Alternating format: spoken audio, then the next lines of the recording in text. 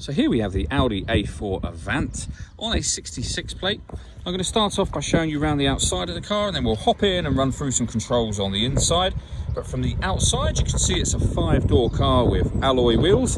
Let's start off inside the boot and then work our way around the rest of it from there. So as we approach the boot, you can see we have reversing sensors, plenty of boot space as well, along with the 3 individually folding rear seats should you wish to increase that space even further. And then underneath this tray section, a space saver spare wheel. Okay, so we're just going to work our way back round to the front of the car, and then we'll hop in and run through some controls on the inside. But now that we've done a full circle of it, you can see it's in excellent condition the whole way round. Just briefly before we climb in, I think it's well worth seeing the interior from this exterior point of view. There's plenty to run through on the dashboard, so let's hop in and we'll do that right now.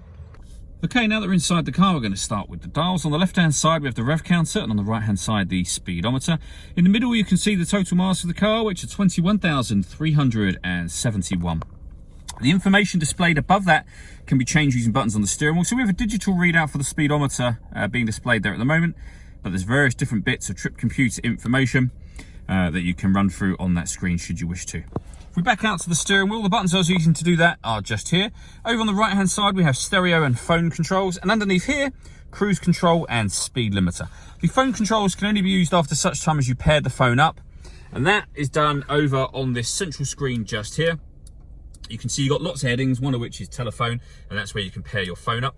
We've got satellite navigation. There's a video that shows how this works on our website and also on our YouTube channel as well. All the movements that I'm making on the screen are all being done using these buttons just here. Predominantly this dial. This will do pretty much everything that you want to do. These 2 buttons also come in handy, and the main menu button takes you back to the menu that we're on.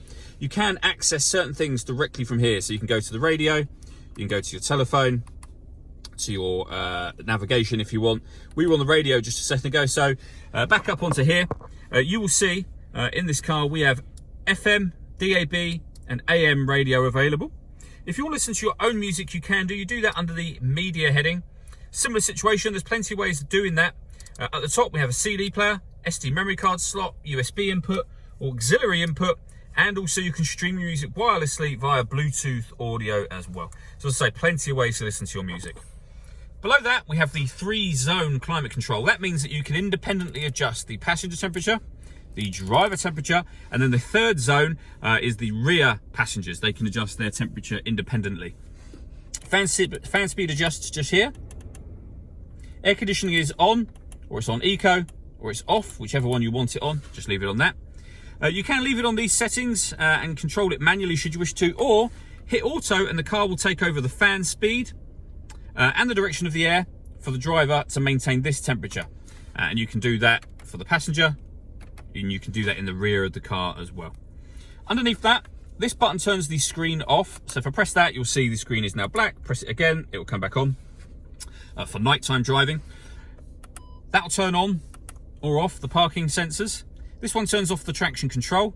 This turns off the stop and start. So this car is designed to cut out when it's stationary in traffic to save you fuel. That system is now turned off.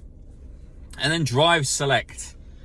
You can go through comfort, auto, dynamic, or individual. And the car characteristics will change based on which setting you put it on there. We then have a 12-volt charging socket. This button here starts and stops the engine. You just need to make sure the key is in the car. Hit that button, you'll start and stop the engine from there. We have a 6-speed manual gearbox. The buttons I was showing you just a moment ago, and the main volume for the stereo there. All that leaves me to say is thank you for taking the time to watch this video.